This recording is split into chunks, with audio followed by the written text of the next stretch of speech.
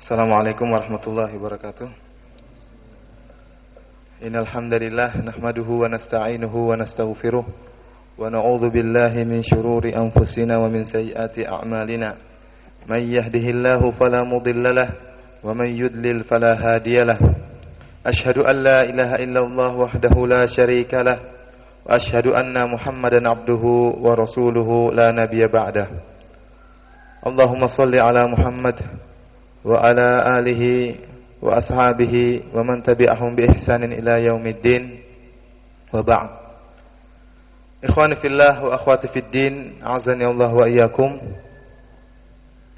Alhamdulillah, Allah Subhanahu wa taala mempertemukan kita kembali pada sore hari ini dan dalam rangka untuk melaksanakan salah satu kewajiban kita, yaitu menuntut ilmu untuk mengangkat kejahilan kita, ya. Karena dengan ilmulah kita bisa membuka pintu-pintu kebaikan, dan dengan kejahilan seorang itu bisa terbawa kepada pintu-pintu kesesatan. Ikhwani fillah azanallahu wa iyyakum. Sekarang ini ada dua buku, ada titipan katanya kalau ada yang bisa menjawab pertanyaan diberikan kepada yang bisa menjawab pertanyaan. Saya sedang mikir cari pertanyaan yang paling susah, ya. Saya belum ketemu. Insyaallah nanti aja, ya. Ikhwani fillah wa iyyakum, telah kita bahas mengenai tauhid rububiyah, bahwasanya Allah Subhanahu wa taala hanyalah Dia yang mengatur alam semesta ini, yang memberi rezeki, menghidup dan mematikan, dan yang mengatur segala alam semesta ini, dan hal ini telah diakui oleh orang-orang musyrikin Arab, dan telah diakui oleh Fir'aun, dan telah diakui oleh yang lainnya, ya. Intinya iblis pun telah mengakuinya. Kemudian sekarang kita berpindah pada masalah tauhid uluhiyah. Tauhid uluhiyah. Apa itu tauhid uluhiyah?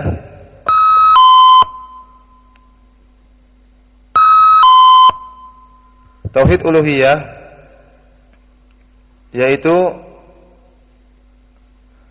tauhidullahi bi af'alil ibad. Tauhidullahi bi af'alil ibad. Artinya kita mengesahkan Allah dengan perbuatan-perbuatan hamba, perbuatan-perbuatan kita. Artinya perbuatan-perbuatan kita ini hanyalah untuk Allah. Ibadah kita hanya untuk Allah. Kalau tadi kita mentauhidkan Allah dari sisi perbuatan-perbuatan Allah, karena kalau tauhid rububiyah itu kita tinjau dari perbuatan Allah, karena Allah yang menciptakan, memberi rezeki, menghidupkan dan mematikan. Itu kita mentauhidkan Allah dari sisi perbuatan Allah. Adapun tauhid uluhiyah dari sisi perbuatan kita, yaitu perbuatan kita ini hanyalah untuk Allah Subhanahu wa taala, yaitu yang berupa ibadah. Oleh karena itu, salat kita, nazar kita, puasa kita, iktikaf kita, doa kita hanya ditujukan kepada Allah Subhanahu wa taala. Dan barang siapa yang memalingkan salah satu dari ibadah, dari jenis ibadah yang banyak kepada selain Allah, berarti dia telah berbuat kesyirikan. Ibadah apapun kalau diserahkan kepada selain Allah, maka seorang telah berbuat kesyirikan. Dan ingat, pengertian ibadah itu luas, ya. Ya, ismun jami'un likulli ma yuhibbuhu Allah wa yardahu minal aqwali wal af'ali zahiran wa batinah. Ibadah itu adalah sebuah nama yang mencakup seluruh perkataan dan perbuatan yang dicintai dan diridhoi oleh Allah Subhanahu wa taala, baik yang nampak maupun yang batin. Segala yang dicintai oleh Allah, yang diridhoi oleh Allah Subhanahu wa taala, itu adalah ibadah. Kalau diserahkan kepada selain Allah, maka dia orang tadi telah berbuat kesyirikan dalam tauhid uluhiyah, ya. Kemarin telah kita bahas kesyirikan dalam tauhid rububiyah, sekarang kesyirikan dalam tauhid uluhiyah.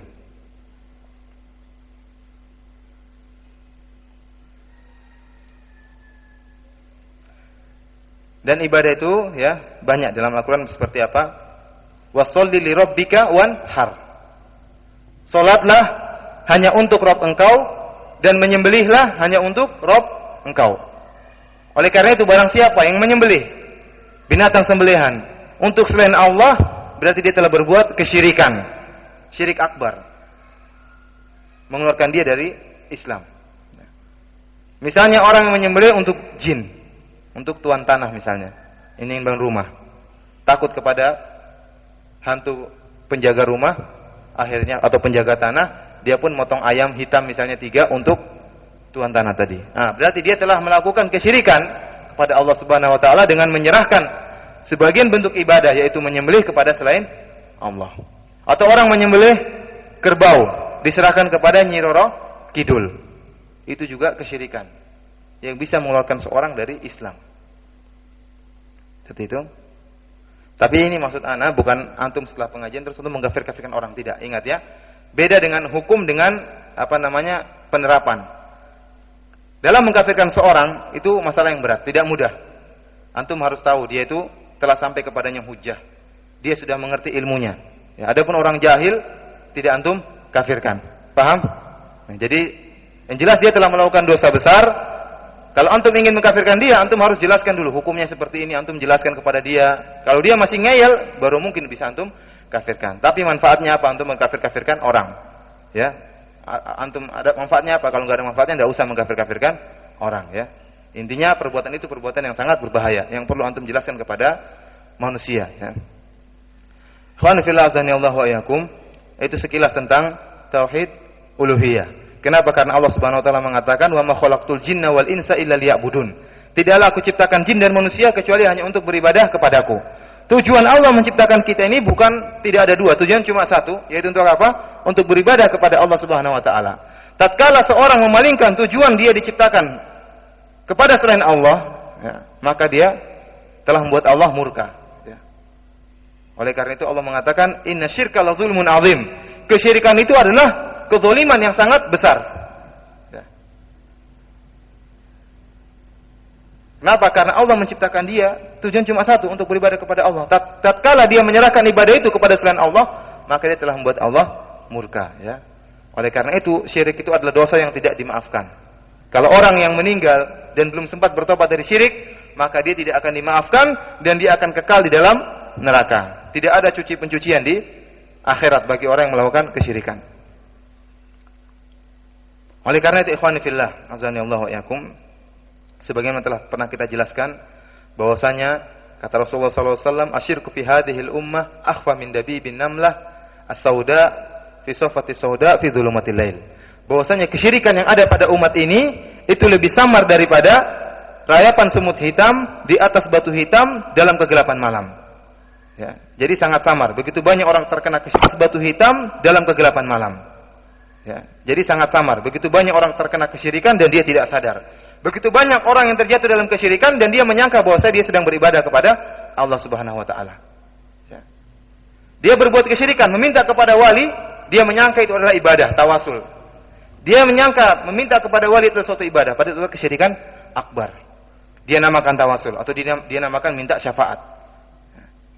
Banyak orang yang tertipu. Oleh karena Rasulullah mengatakan, oleh karena itu kita sebagai kaum muslimin, ya, harus takut kepada kesyirikan. Ada sebuah kisah yang disampaikan oleh Imam Bukhari dalam Sahih Bukhari, yaitu perkataan Ibnu Abi Mulaikah, seorang tabi'in. Kata dia, adraktu salatina min ashabin Nabi sallallahu alaihi wasallam kulluhum yakhafun nifaq ala nafsihi. Kata Ibnu Abi Mulaikah, aku bertemu dengan 30 orang sahabat Nabi sallallahu alaihi wasallam. Semuanya takut dirinya terjatuh dalam kemunafikan. Ya. Padahal para sahabat antum tahu ibadahnya, ya, banyak sekali, tidak bisa dibandingkan dengan kita. Bagaimana ketika mereka berjihad? Mereka berjihad ketika melawan orang kafir, mereka puasa. Bayangkan ya, siang antum kalau tahu panasnya di Saudi, panas sekali ya, panas sekali. Mereka berjihad di waktu musim panas dan mereka dalam keadaan berpuasa. Intinya ibadah mereka itu sangat jauh dibandingkan kita. Tapi mereka tidak merasa aman bahwasanya mereka bakalan masuk surga. Mereka tetap takut kepada kemunafikan. Bahkan Umar radhiyallahu anhu, ya, yang Rasulullah SAW telah menjamin dia masuk surga, di antara 10 orang yang Rasulullah jamin masuk surga, dia pun ketakutan dengan kemunafikan. Sehingga dia pernah datang kepada Hudzaifah bin Yaman. Dia berkata, "Ya Hudzaifah, hal sammani Rasulullah sallallahu alaihi wasallam mimman sammahu minal munafiqin?" Ya Hudzaifah bin Yaman, apakah Rasulullah sallallahu alaihi wasallam menyebutkan bahwasanya aku ini termasuk orang-orang munafik? Jadi Rasulullah sallallahu alaihi wasallam itu menyebutkan kepada Hudzaifah nama-nama orang munafik yang ada di zaman Rasulullah. Tidak ada yang tahu kecuali Hudzaifah. Oleh itu dikatakan sahibus sir, yang tahu rahasia Rasulullah. Rasulullah kasih tahu nama-nama orang munafik di zaman Rasulullah. Ya. Tapi tidak ada yang tahu kecuali Hudzaifah. Oleh karena itu, kalau ada orang yang kelakuannya jelek meninggal di zaman sahabat, para sahabat melihat Hudzaifah dulu. Kalau Hudzaifah mau sholat di belakang dia, baru para sahabat sholat di belakang orang yang mati tadi. Artinya baru sholat menyolati orang yang mati tadi. Kalau Hudzaifah bin Yaman tidak mau sholat terhadap dia, atas dia, maka mereka pun tidak mau sholat. Berarti orang tadi orang munafik. Umar khawatir kalau dia termasuk orang-orang munafik. Maka dia pun tanya kepada Hudzaifah, apakah saya termasuk orang-orang munafik yang disebutkan oleh Rasulullah SAW? Kata Hudzaifah, la. Wala uzaki ahadan ba'dak. Dan aku tidak akan menjawab pertanyaan seperti ini lagi setelah engkau. Artinya apa? Intinya Umar radhiyallahu anhu yang telah jamin masuk surga oleh Rasulullah SAW, dia pun khawatir bahwasanya dia masuk ke dalam kemunafikan. Ya, demikian kita min babi aula, ya, lebih harus lagi daripada Umar, ya. Kita jangan bangga dengan keimanan yang kita miliki sekarang. Bisa jadi antum berubah. Ya. Sebagaimana dalam satu hadis, ya, hatta yakunu ma bainahu hatta ma yakunu bainahu wa bainaha illa dhira. Sehingga seorang itu terkadang dia itu jarak dia dengan surga tinggal sezira. Sedikit lagi dia masuk surga. Tapi di akhir hayatnya dia berubah, kemudian dia pun masuk ke dalam neraka. Dan ini terjadi. Ada seorang teman lulus dari Jamiah Islamiyah, ya, lulus dari Jamiah Islamiyah. 4 tahun belajar di Jamiah Islamiyah di Kuliatul Hadis, ya. Jenggotnya Masya Allah, ya. Penampilannya Masya Allah. Sekarang berubah, merokok, naik mobil sana sini mewahan seperti itu, ya. Artinya hati itu berbolak-balik. Oleh karena itu antum jangan merasa aman, merasa bangga dengan keimanan yang antum miliki sekarang. Antum harus terus meminta kepada Allah Subhanahu wa taala untuk menjaga keimanan antum dan menambah keimanan antum, ya. Dan antum tidak tahu apa yang terjadi besok. Bisa jadi Allah berikan cobaan, antum tidak bisa menghadapinya. Oleh karena itu harus terus minta sabat, teguh kepada Allah Subhanahu wa taala. Ikhwani fil azani Allahu ayyakum. Insyaallah pada hari ini kita akan bahas mengenai kesyirikan, sebab-sebab terjadi kesyirikan. Dalam suatu hadis Rasulullah SAW mengatakan, "Iyyakum wal ghuluwa, fa innama ahlaka man kana qablakum al-ghulu." Kata Rasulullah SAW, hati-hatilah kalian terhadap gulu, terhadap sikap berlebih-lebihan. Sungguhnya yang telah menghancurkan orang-orang sebelum kalian adalah sikap berlebih-lebihan. Berlebih-lebihan terhadap orang soleh, sehingga mengangkat derajatnya lebih daripada yang seharusnya. Dan demikianlah yang telah disabdakan oleh Rasulullah SAW. Kita lihat bahwasanya orang-orang Yahudi dan Nasrani, mereka hancur menjadi kafir. Kenapa? Karena mereka berbuat gulu.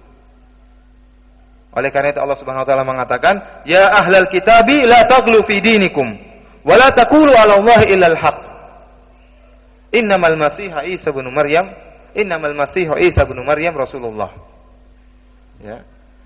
Kata Allah Subhanahu wa taala, "Wahai ahlul kitab, Yahudi dan Nasrani, la taghlu fi dinikum, janganlah kalian berbuat gulu pada agama kalian. Wa la taqulu 'ala Allahi illa al-haq, dan janganlah kalian berbicara tentang Allah kecuali dengan kebenaran."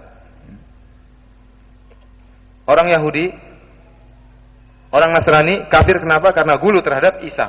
Mengangkat Isa melebihi daripada derajatnya sehingga mereka sembah Isa tersebut. Orang Yahudi, mereka mengatakan Uzair ibnullah. Berlebih-lebihan kepada Uzair dan menganggap dia adalah anak dari Allah Subhanahu wa taala. Mereka pun kafir.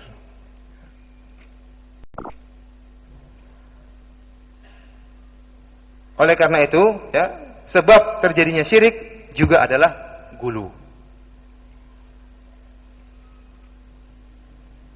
Ikhwani fillah azani Allah wa iyyakum.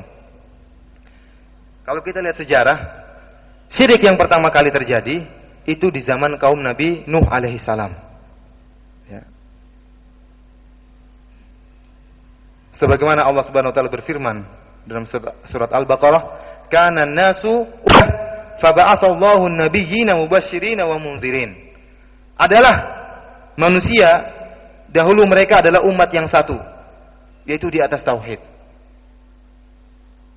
Kemudian timbullah syirik, faba'atsallahu an-nabiyyina mubasysyirin wa mundzirin. Ketika muncul kesyirikan, maka Allah Subhanahu wa taala utus para rasul. Ya. Sebagai mubasysyirin, pemberi kabar gembira, dan sebagai mundzirin, untuk memperingatkan orang-orang yang terjatuh dalam kesyirikan. Oleh karena itu disebutkan dalam tafsir bahwasanya antara Nabi Adam dan Nabi Nuh ada 10 kurun, 10 apa? Generasi. Ada 10 generasi. Semuanya di atas tauhid. Ya. Namun pada generasi yang ke-11 timbul kesyirikan, yaitu di zaman Nabi Nuh alaihi salam. Antum bisa lihat dalam tafsir surat Nuh, ya, ketika Allah Subhanahu wa taala mengatakan, "La tadharunna alihatakum wa la tadharunna waddaw wa la suwa'a wa la yaghutha wa ya'uqa wa nasra."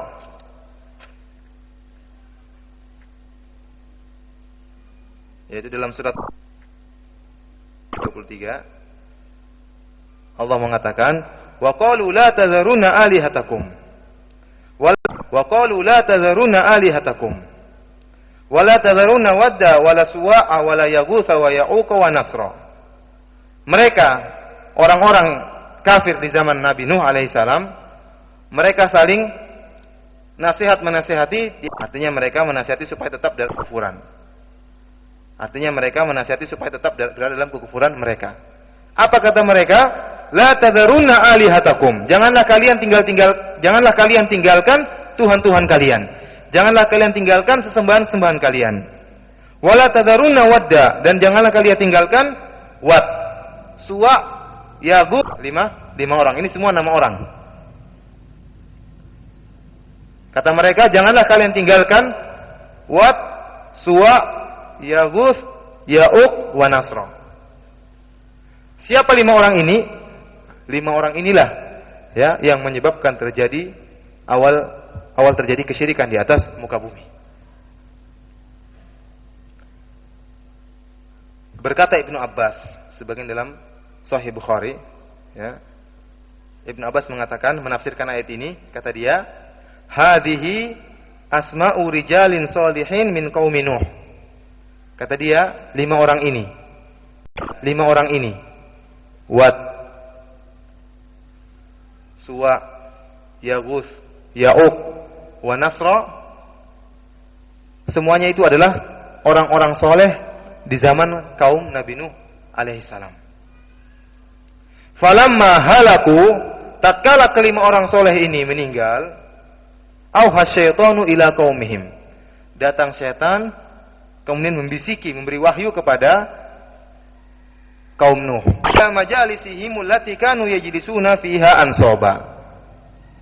Kata setan kepada orang-orang di zaman kaum Nabi Nuh, bangunkanlah patung-patung di majelis yang biasa mereka zikir di situ. Jadi orang-orang soleh tadi, mereka punya majelis, mungkin majelis ilmu, majelis zikir, intinya untuk mengingat Allah Subhanahu wa taala. Setan datang kepada kaum Nabi Nuh, menyuruh mereka untuk membangun patung-patung di majelis mereka biasanya berkumpul. Kemudian wasammuha bi asma'ihim, kata setan, berilah nama patung-patung tersebut sesuai dengan nama orang soleh tadi, ya, untuk kenang-kenangan. Ya. Akhirnya mereka pun bangun. Fafa'alu falam tuqbad. Mereka pun bangun patung-patung tersebut. 5 patung. Ya. Misalnya kalau mereka sering ngaji di Pegung Raya, ya dibuat patung di Pegung Raya. Misalnya gitu. Akhirnya dibuat patung 5. Namanya Wad, Suwa, Yaghus, Ya'uq, wa Nasra. Dan ketika itu belum disembah.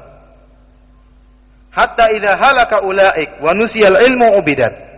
Namun tatkala orang-orang yang membangun patung tadi itu meninggal dan ilmu telah dilupakan dan timbul generasi setelahnya, artinya cucu-cucunya dari orang yang bangun patung tadi, cucu-cucunya tadi akhirnya menyembah patung-patung tadi.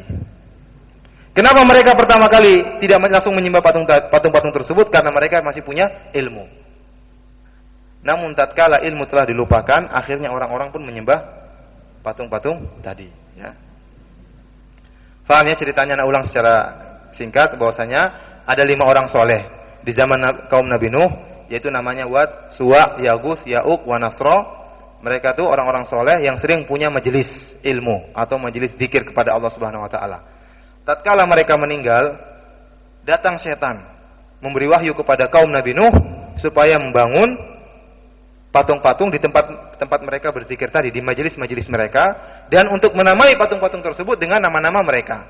Fafa'alu, akhirnya mereka pun lakukan. Mereka pun bangun patung-patung dan diberi nama dengan nama-nama orang soleh tadi. Tetapi ketika itu belum disembah. Kenapa? Karena yang bangun ini, ya niatnya membangun patung tadi bukan untuk disembah, tapi untuk mengenang. Nah, kemudian tatkala mereka sudah meninggal, orang-orang yang bangun patung tadi juga ikut meninggal. Akhirnya ilmu hilang, maka anak keturunannya pun menyembah patung-patung tadi karena menyangka bahwasanya patung-patung tersebut dibuat untuk disembah. Paham ceritanya? Paham ya? Antum lihat ya. Faedah dari kisah ini yang pertama, antum tahu bahwasanya dalam satu hadis disebutkan bahwasanya Nuh adalah awalur rusul. Ya, arsalahullahu ilal ard. Nuh alaihissalam adalah rasul yang pertama yang Allah utus di atas muka bumi. Antara Adam dan Nuh tidak ada rasul. Nabi mungkin ada, tapi rasul yang pertama kali Allah utus setelah Adam adalah Nuh alaihissalam. Karena tatkala di zaman Nuh baru terjadi kesyirikan. Awal kesyirikan pertama terjadi di atas muka bumi yaitu di zaman Nabi Nuh alaihissalam. Padahal antara Adam dan Nabi Nuh ada apa? 10 generasi. Mereka melakukan maksiat enggak? Iya, mereka melakukan maksiat. Mungkin terjadi pembunuhan, mungkin terjadi perzinahan, sebagaimana anak Adam membunuh satu dengan yang lainnya. Pencurian, mungkin terjadi perampokan, tapi belum terjadi kesyirikan. Karena nasu umat wahidah, umat masih satu dalam tauhid. Belum ada kesyirikan. Karena belum ada kesyirikan, walaupun ada kemaksiatan, Allah belum utus Rasul. Paham? Namun tatkala terjadi kesyirikan, berarti apa? Tujuan Allah menciptakan manusia telah berpaling. Harusnya manusia beribadah kepada Allah, tapi beribadah kepada Allah, maka Allah pun utus Rasul untuk memperbaiki tujuan yang Allah berikan kepada mereka, untuk menjelaskan tujuan yang Allah telah berikan kepada mereka, bahwasanya mereka diciptakan hanyalah untuk beribadah kepada Allah Subhanahu Wa Taala. Ya. Dan manusia mesti bersalah. Kullu bani Adam khata' wa khairul khata'ina tawwabun. Manusia mesti melakukan kemaksiatan. Tetapi untuk masalah syirik, maka kemaksiatannya sangat besar dan tidak dimaafkan oleh Allah Subhanahu Wa Taala. Oleh karena itu Allah utus para rasul. Dan setiap rasul memang diutus oleh Allah Subhanahu Wa Taala untuk menyeru kepada tauhid dan menjauhkan manusia daripada kesyirikan. Walaqad ba'atsna fi kulli ummatin rasulan an ibudullaha wajtanibut taghut. Sungguh kami telah utus bagi setiap umat itu seorang rasul yang menyuruh kepada kaumnya untuk menyembah Allah saja dan menjauhi taghut, menjauhi kesyirikan. Paham ini? Oleh karena itu, antum kalau berdakwah, utamakan dakwah mengenai masalah tauhid, ya. Percuma antum ajak orang sholat misalnya, antum ajak orang sholat 5 waktu, tapi masih nyembelih buat Nyi Roro Kidul, ya. Oleh karena itu, antum usahakan dakwah antum itu yang pertama adalah tauhid. Bagaimana bisa menyelamatkan orang daripada kesyirikan. Dan kalau tauhidnya sudah mantap, maka dia akan bisa menjalankan ibadah dengan sendirinya. Tapi dakwah yang pertama kali antum kejar yaitu masalah tauhid, ya. Orang kadang semangat mendirikan khilafah Islamiyah, ya. Khilafah Islamiyah. Benar, kita pun dituntut untuk menegakkan negara Islam. Tetapi ingat, tujuan utama adalah untuk bertauhid. Kalau kita tidak mampu untuk menegakkan negara Islamiyah, minimal kita itu bisa mentauhidkan manusia. Karena orang kalau sudah bertauhid kemudian meninggal walaupun belum berdiri negara Islamiyah, maka dia masuk surga. Paham? Tapi kalau sudah berdiri negara Islamiyah tapi orang tetap aja masuk neraka. Ya. Intinya dakwah tauhid adalah dakwah yang sangat penting sebagaimana di kisah ini. Allah SWT tidak mengutus Rasul kecuali setelah terjadi kesyirikan. Kemudian setan, tujuan utama setan itu adalah apa? Menjerumuskan orang ke dalam kesyirikan. Iya tak? Tujuan utama setan itu apa? Menjerumuskan orang ke dalam kesyirikan supaya dia kekal dalam neraka bersama dia. Tatkala dia tahu bahwasanya dia tidak bisa langsung menjerumuskan kaum Nuh ke dalam kesyirikan, kenapa? Karena mereka masih punya ilmu, maka dia tempuh cara yang lain, yaitu cara jangka panjang. Pelan-pelan, sedikit demi sedikit, pokoknya nanti mereka berbuat syirik. Dia alihkan dulu kepada perbuatan bid'ah. Pada perbuatan bid'ah. Ingat ya, Ibnu Qayyim menjelaskan bahwasanya yang paling dicintai oleh setan itu kesyirikan pertama. Kemudian kedua adalah bid'ah. Yang ketiga adalah dosa-dosa besar dan seterusnya. Setelahnya mungkin dosa-dosa kecil ya. Jadi yang pertama itu bagaimana orang di situ dalam kesyirikan. Kalau nggak bisa kepada kebid'ahan. Karena sebagaimana perkataan sebagian salaf, al bid'atu ahabu ila syaitan minal maksiyah. Bid'ah itu lebih disukai oleh syaitan daripada maksiat. Kenapa? Karena orang yang melakukan bid'ah dia sulit untuk bertobat karena dia merasa sedang beribadah kepada Allah Subhanahu wa taala.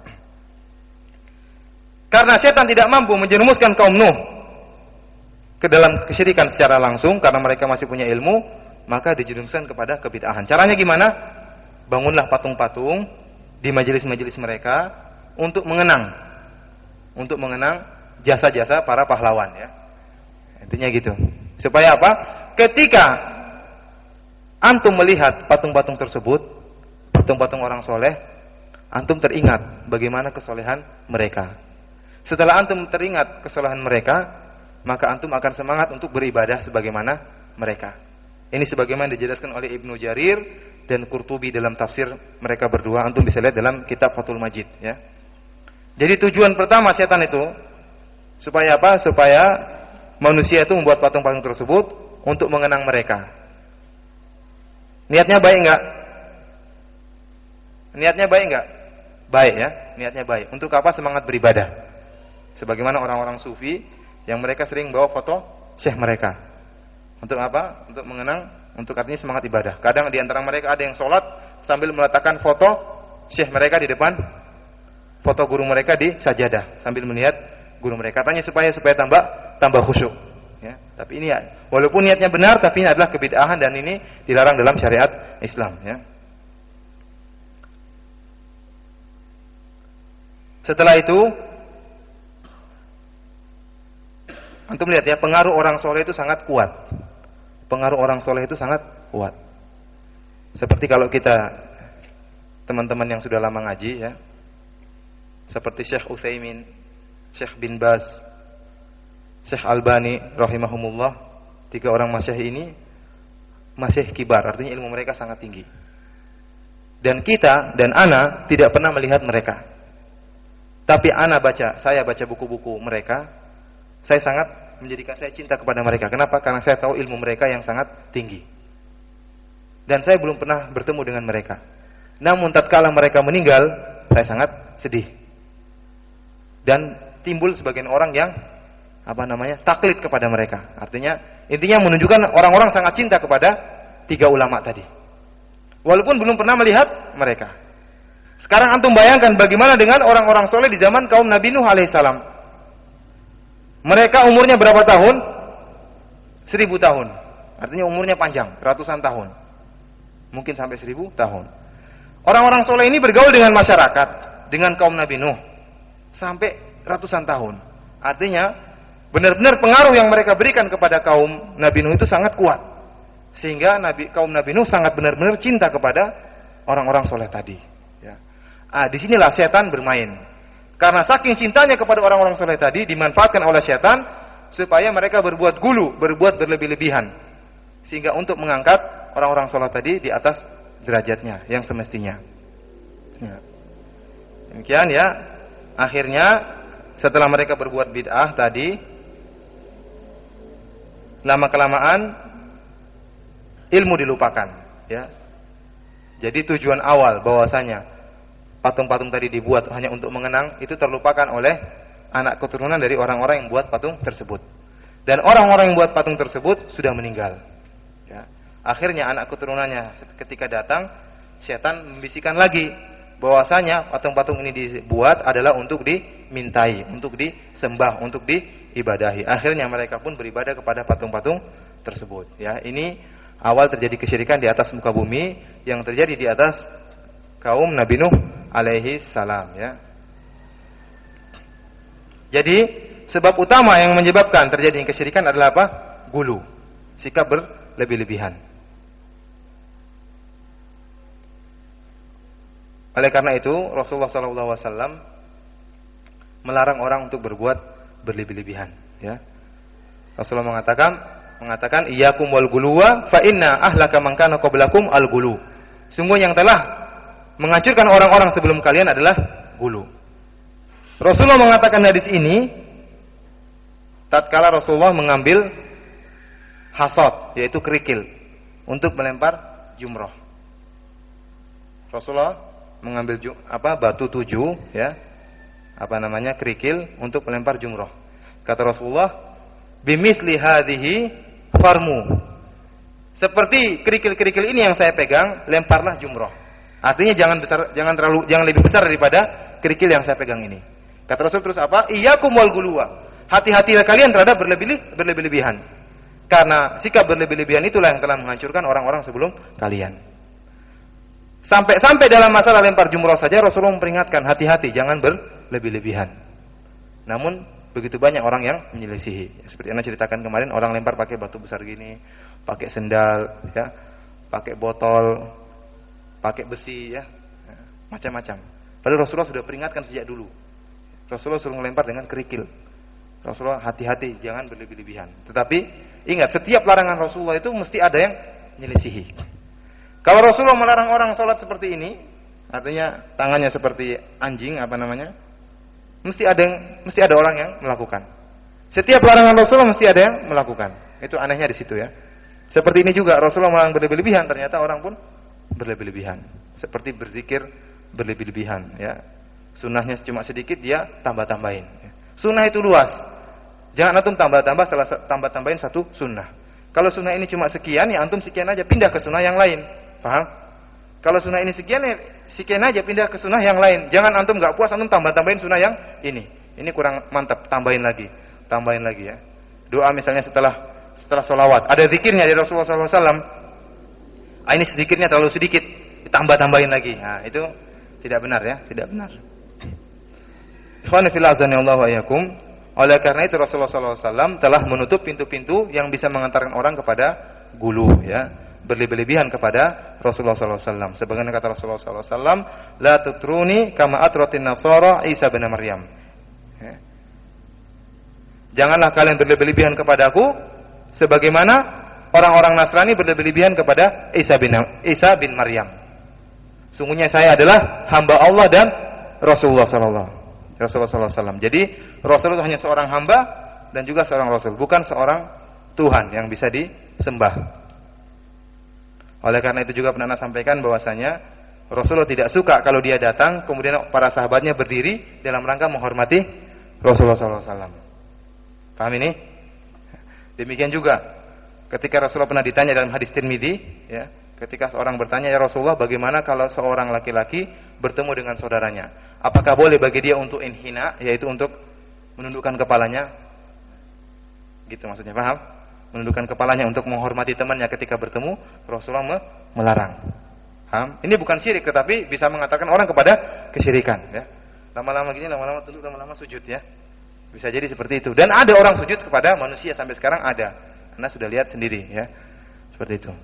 Intinya Rasulullah menutup segala pintu-pintu yang bisa mengantarkan orang kepada sikap berlebih-lebihan. Oleh karena itu, antum kalau kagum pada seorang, antum pun jangan berlebih-lebihan kepada orang tadi. Antum jangan memuji dia melebihi daripada derajat dia. Kalau dia itu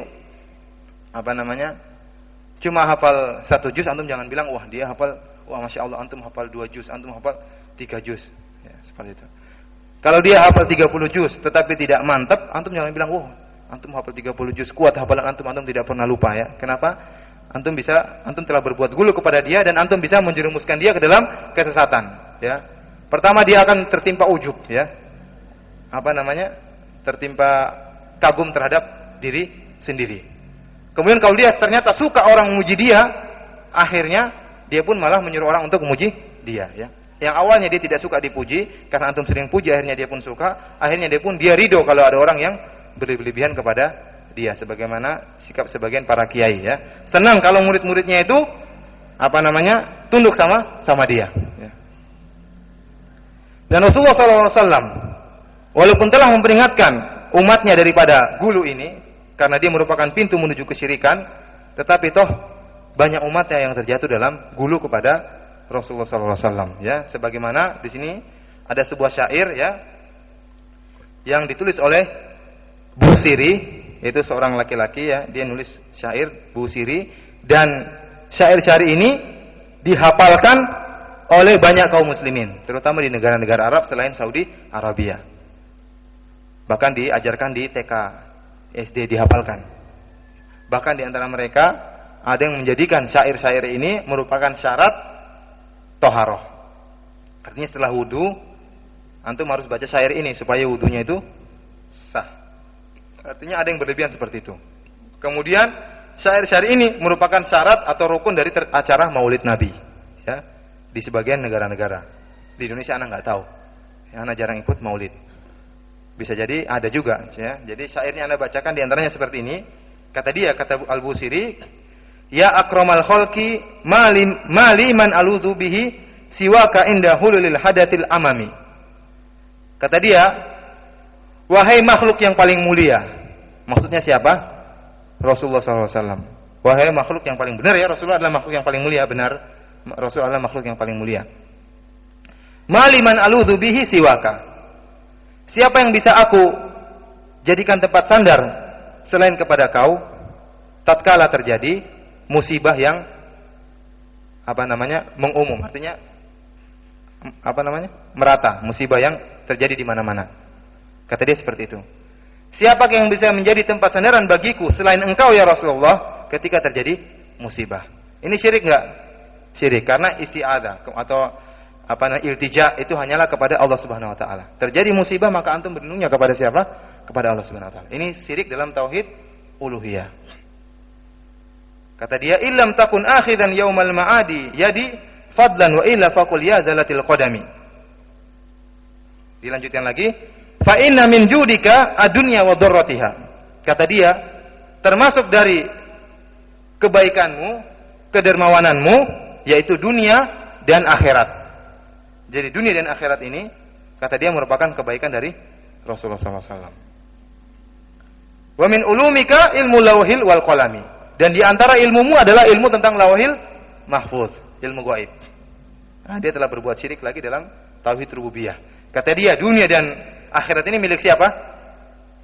Milik Rasulullah. Disedekahkan kepada kita, disumbangkan kepada kita. Kata dia, dunia dan akhirat ini adalah kebaikanmu, bukan Allah tapi kepada Rasulullah SAW. Dan engkau mengetahui ilmu gaib. Dia menggabungkan kesyirikan dalam tauhid rububiyah, tauhid uluhiyah dan tauhid asma wa sifat. Padahal syair ini dihafalkan oleh banyak manusia dan merupakan rukun dari acara Maulid Nabi. Bahkan merupakan syarat dari sahnya toharoh. Kalau antum berhadas, antum bertoharoh, tidak sah. Artinya tidak pergi hadas antum kecuali setelah antum mengucapkan syair ini. Ya. Ya, antum berpindah dari hadas kecil menjadi kepada hadas yang besar, yaitu kepada kesyirikan, ya. Orang wudu, hadasnya hilang, baca syair ini jatuh kepada kesyirikan akbar, ya. Bahkan anak waktu di kelas di teman-teman anak itu, mereka pada hafal syair ini. Mereka baca di depan anak gitu. Karena memang mereka sejak kecil diajar syair-syair seperti ini, ya. Seperti itu, ya. Padahal Rasulullah SAW sudah mewanti-wanti tentang bahayanya kesyirikan, tapi toh tetap saja ada umatnya yang terjatuh dalam kesyirikan. Ikhwani fillah azanallahu iyyakum, ya. Mungkin sampai sini aja dulu. Anak bisa lama-lama, anak ada kepentingan dengan keluarga, ya. Adapun mengenai pertanyaan untuk hadiahnya ya, insyaallah pada pertemuan berikutnya. Ya. Afwan ya. Yang ada pertanyaan silakan dicatat insyaallah pada pertemuan berikutnya. Yang ada keperluan afwan. Kita berikan kafaratul majelis subhanakallahumma bihamdik asyhadu an la ilaha illa anta astaghfiruka wa atubu ilaik. Assalamualaikum warahmatullahi wabarakatuh.